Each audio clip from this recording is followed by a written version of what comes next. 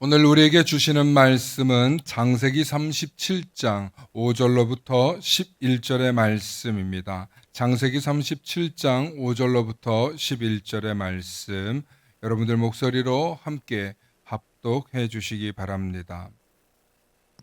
시작. 요셉이 꿈을 꾸고 자기 형들에게 말하매 그들이 그를 더욱 미워하였더라. 요셉이 그들에게 이르되 청하건대 내가 꾼 꿈을 들으시오. 우리가 밭에서 곡식단을 묶더니 내 단은 일어서고 당신의 단은 내 단을 둘러서서 절하더이다. 그의 형들이 그에게 이르되 네가 참으로 우리의 왕이 되겠느냐, 참으로 우리를 다스리게 되겠느냐 하고 그의 꿈과 그의 말로 말미암아 그를 더욱 미워하더니 요셉이 다시 꿈을 꾸고 그의 형들에게 말하여 이르되 내가 또 꿈을 꾼즉 해와 달과 열한 별이 내게 절하더이다 하니라. 그가 그의 꿈을 아버지와 형들에게 말하매 아버지가 그를 꾸짖고 그에게 이르되 내가 꾼 꿈이 무엇이냐, 나와 내 어머니와 내 형들이 참으로 가서 땅에 엎드려 내게 절하겠느냐. 그의 형들은 시기하되 그의 아버지는 그 말을 간직해 두었더라. 아멘. 오늘은 고난 속에서도 사라지지 않는 하나님의 꿈이라는 제목으로 말씀의 은혜 나눌 때 하나님의 크신 은혜가 있기를 소망합니다. 축복의 사람 곁에는 축복의 사람이 있고 감사하는 사람 곁에는 감사의 사람이 찾아옵니다. 날마다 감사의 사람, 축복의 사람 되시길 축원합니다. 아멘. 오늘은 고난 속에서도 사라지지 않는 하나님의 꿈이라는 제목으로 말씀의 은혜 나누고자 합니다.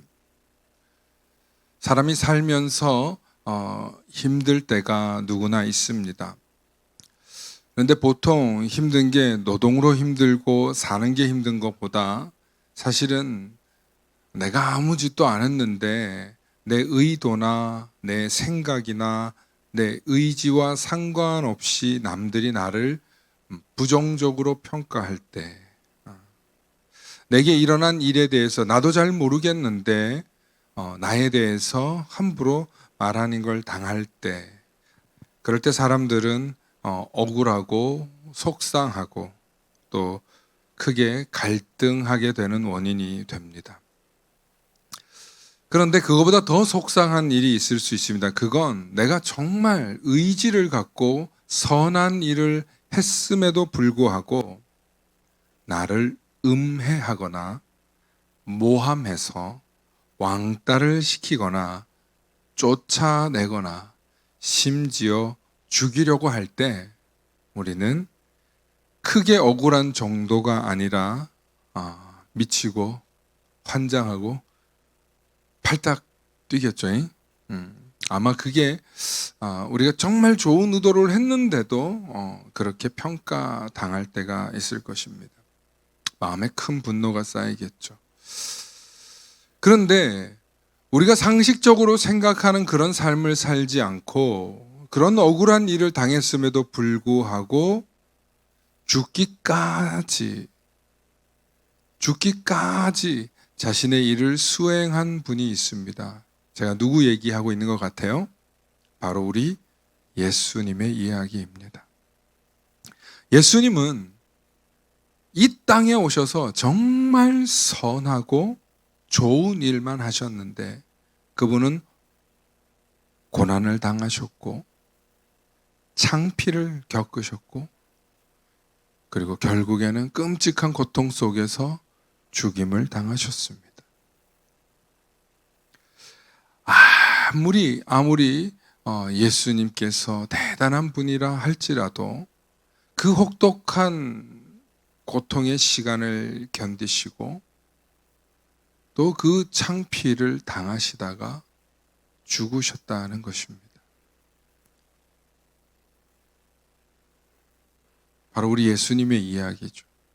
그런데 우리 예수님은 거기서 그치시는 게 아니라 3일 만에 부활하셔서 우리에게 부활의 첫 열매가 되어 주셨다는 것입니다.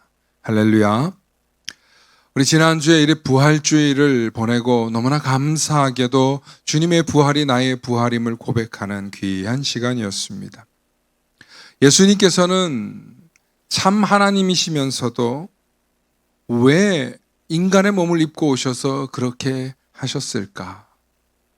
왜 그렇게 고통과 고초를 겪으시면서 우리를 대신하여 십자가를 지시고 또 부활하시는 사건을 우리에게 보여주셨을까? 저는 그 사건을 이렇게 표현해 보고 싶어요.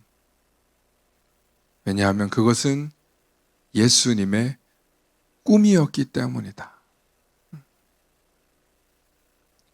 그것은 하나님의 꿈이었기 때문에 예수님께서 그렇게 행하셨다는 것입니다.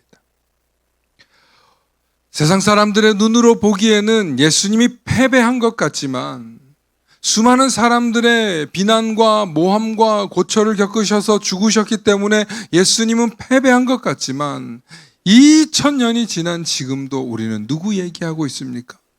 예수 그리스도 이야기하고 있습니다.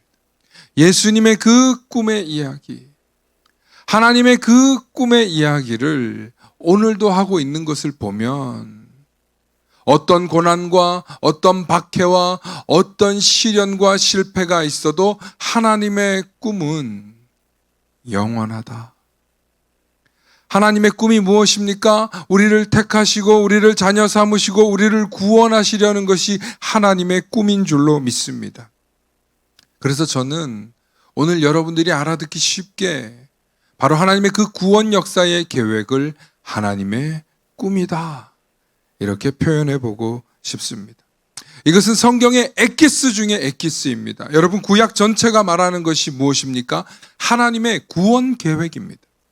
신약 전체가 말하고 있는 것이 무엇입니까? 하나님의 구원 계획이신 예수 그리스도의 탄생과 그의 생애의 이야기입니다. 그리고 제자들이 예수님에 관하여 복음을 전파했더니 놀라운 일들이 일어났더라. 할렐루야. 성경의 이야기가 그거예요. 그리고 왜 그 이야기를 하고 있냐? 더 엑기스로 뽑으면 그것이 하나님의 계획이라는 거예요. 앞으로 미래에 이루어질 계획이기 때문에 저는 그것을 하나님의 비전이라고도 말할 수 있을 것 같아요. 하나님의 꿈이라고도 말해볼 수 있을 것 같아요. 그리고 그 핵심에 관한 이야기를 예수님이 이 땅에 오셔서 하신 것이 있어요. 그게 바로 하나님의 나라에 관한 이야기라는 거예요. 하나님의 꿈은 우리 모든 백성들이 하나님께로 돌아와서 하나님 나라에서 다시 죄 없이 사망 없이 영원히 하나님 나라로 회복되는 일인 줄로 믿으시길 축원합니다. 예수님께서 이 땅에 오셔서 너희가 알고 있는 하나님 나라는 여기가 아니야. 너희가 알고 있는 하나님 나라는 완전히 새로운 세계야. 그 세계는 하나님 나라에 가서도 느낄 수 있지만 바로 여기서 하나님을 모시고 하나님의 사랑 안에 거하며 너희가 있는 바로 여기도 하나님 나라가 될 수 있어. 너희가 알고 있는 이 세상 물질에 있는 것이 아니라 너희 마음속에 있어. 그래서 예수님이 이 땅에 오셔서 우리에게 주신 것이 무엇이냐? 바로 회개하라. 하나님 나라가 가까이 왔느니라. 할렐루야. 오늘 저와 여러분들이 이 말씀을 가까이 묵상하면서 이렇게 좀 깨달으시면 좋겠어요. 예수님이 이 땅에 오셔서 우리에게 주시는 이 말씀의 핵심은 하나님의 나라였구나. 예수님은 이 이야기를 사람들을 만날 때마다 계속 하셨어요.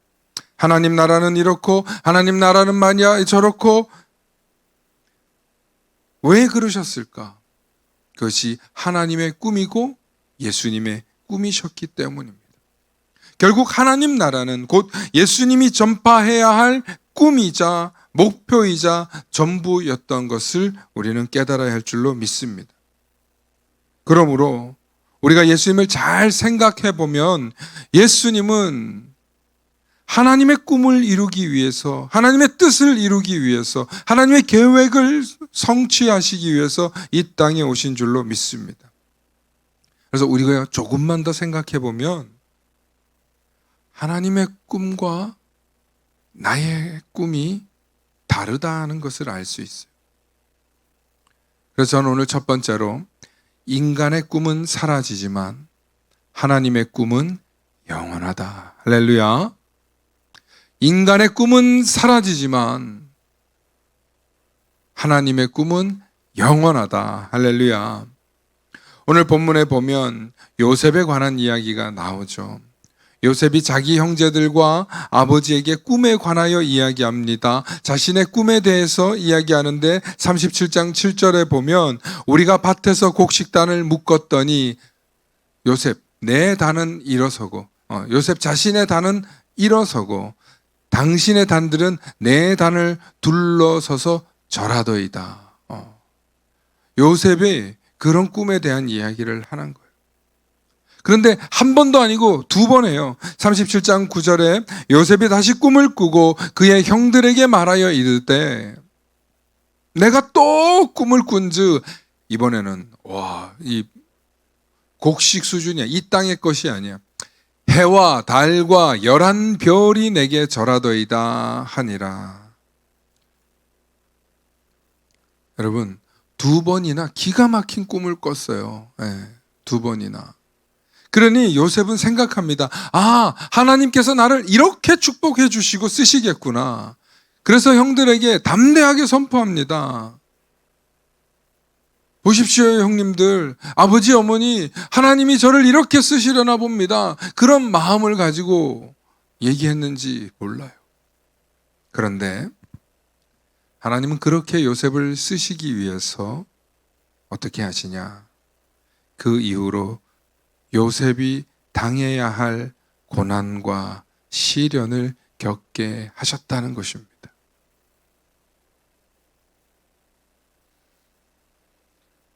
요셉의 인생이 어떻게 되냐면 그의 형들에게 죽임을 당할 뻔했다가 이집트 노예로 팔려갔다가 그곳에서 보디발 장군 밑에서 억울한 누명을 써서 감옥에 갇혀서 그곳에서 또 외롭고 고통스러운 나날들을 보이는데 무려 20년이라는 세월 동안 그의 인생이 정말 고통의 구렁텅이에서 인생을 보내게 되더라는 것입니다. 여러분, 하나님께서 여러분들을 쓰시겠답니다. 그런데 조건이 있어요. 20년 동안 빡빡 기어야 돼.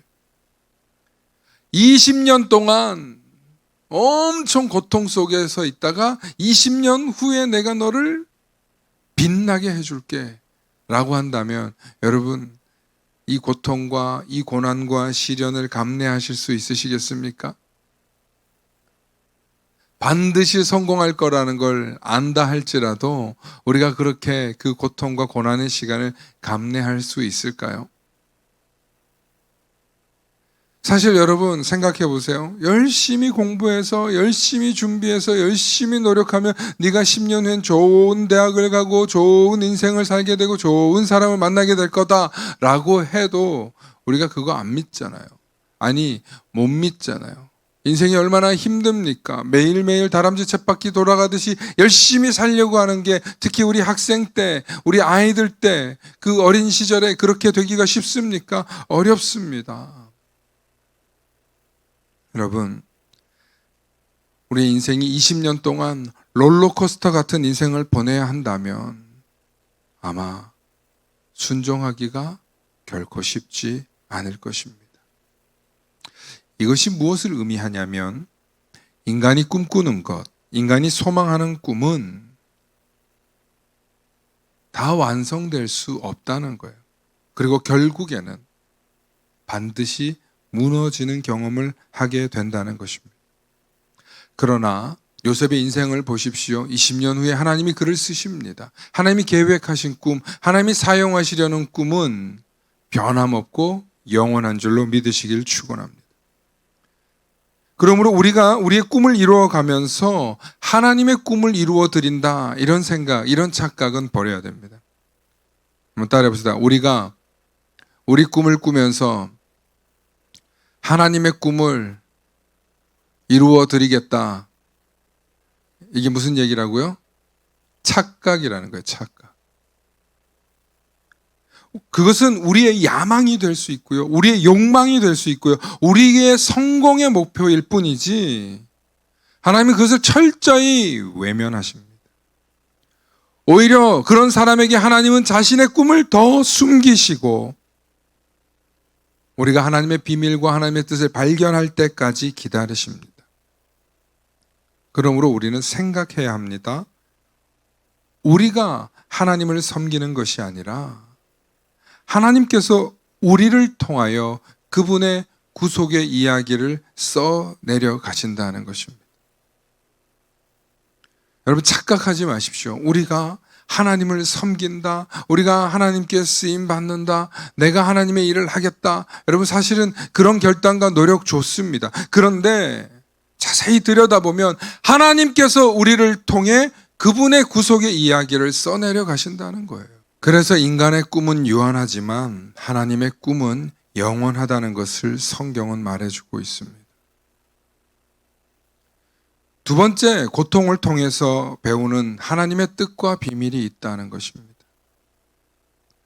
여러분, 저와 여러분들이 살고 있는 이 세상은 고통의 바다예요. 그런데 이 고통을 통해서 우리가 배울 수 있는 하나님의 뜻과 비밀이 있다는 거예요. 인생을 살면서 큰 실패와 좌절을 경험할 수 있습니다. 하지만 그 일을 통해 우리는 하나님의 뜻과 하나님의 비밀을 발견해야 한다는 거예요. 인간이 얼마나 고집스럽고 인간이 얼마나 완악하고 인간이 얼마나 죄로 가득한지 우리는 고통 속에서만 발견할 수 있어요. 고난 속에서만 발견할 수 있어요. 여러분 착각하지 마세요. 인간이 기쁘고 행복하면 자기가 정말로 잘해서 잘된 줄 알지.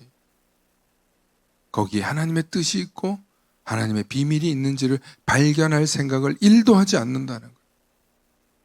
그러나 고통이 있고 고난이 있고 시련이 있을 때 우리는 그 시련을 극복해 나아가면서 하나님의 뜻이 여기 있었구나, 하나님의 비밀이 여기 있었구나, 아 내가 내 인생을 너무 몰랐구나, 하나님의 뜻과 계획을 내가 너무 몰랐구나.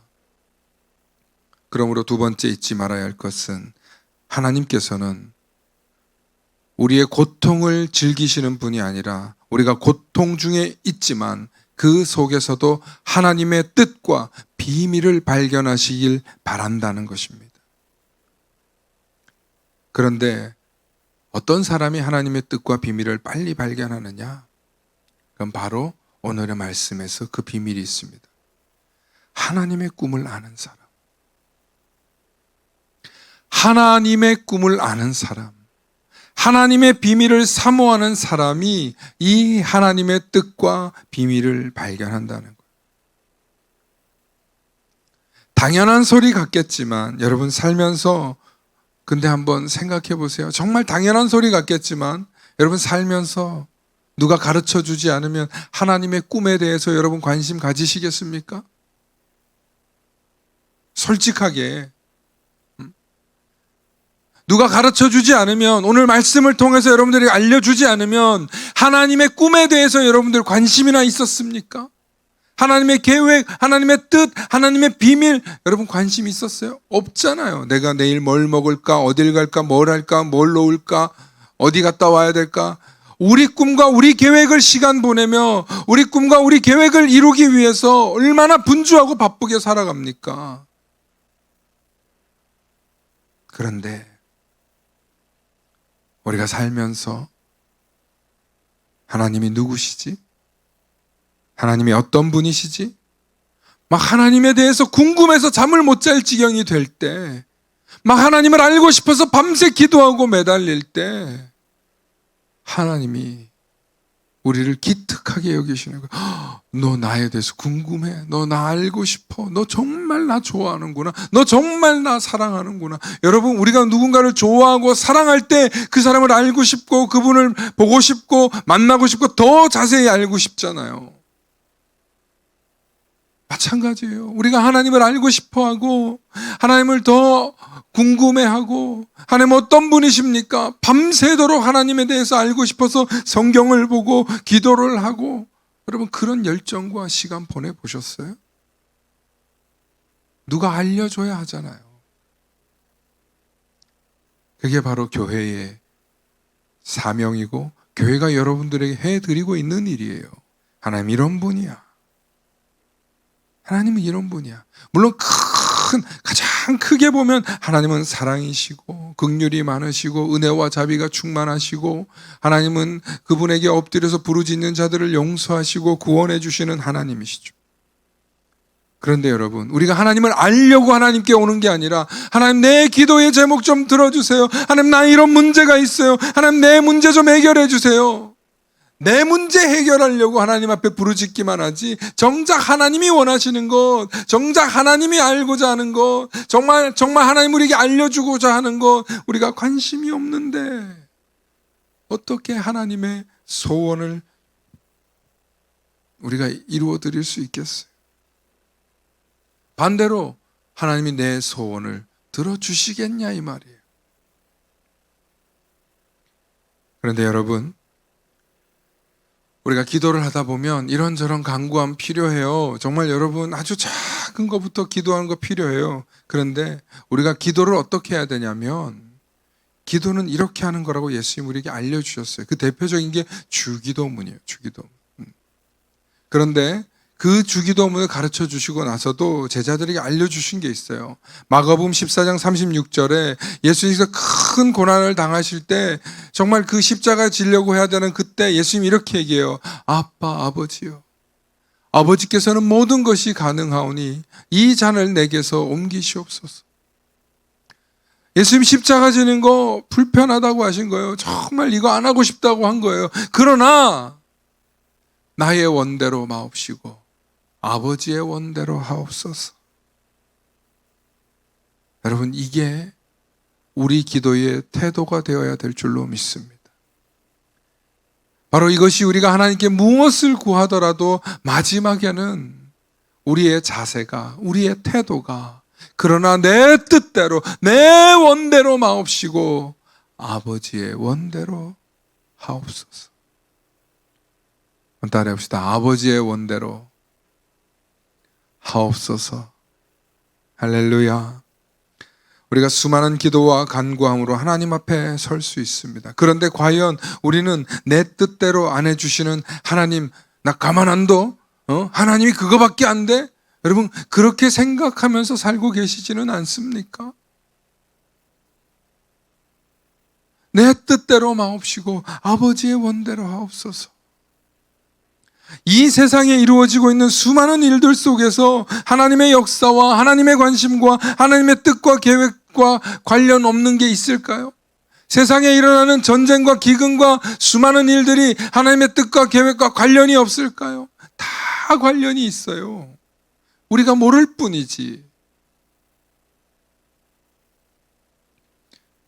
자연재해도 전쟁도 기근도 수많은 그 일들 속에도 하나님의 뜻과 계획이 있는 줄로 믿으시길 축원합니다. 그러므로 우리 인생의 고난이나 고통을 마주했을 때, 여기 하나님의 뜻과 비밀이 숨겨 있나 보다.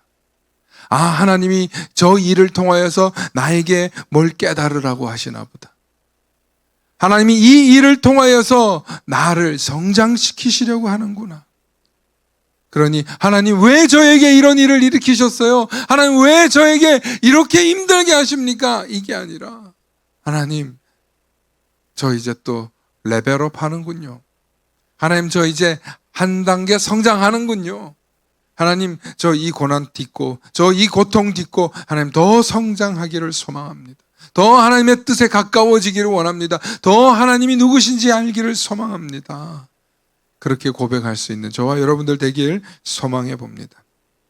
그러므로 하나님은 무엇을 원하시는 분이냐면, 하나님 우리가 원하는 대로, 우리의 방식대로, 우리의 뜻대로 일하시는 분이 아니라, 하나님은 우리가 전혀 예상할 수 없는 방식으로 하나님의 구원을 이루어 가신다는 거예요. 우리의 상상을 초월해서, 우리의 관념을 초월해서 우리가 생각지도 못했던 방법으로 하나님은 하나님의 구원을 이루어 가시는 줄로 믿으시길 축원합니다. 그러면 결론은 뭐냐?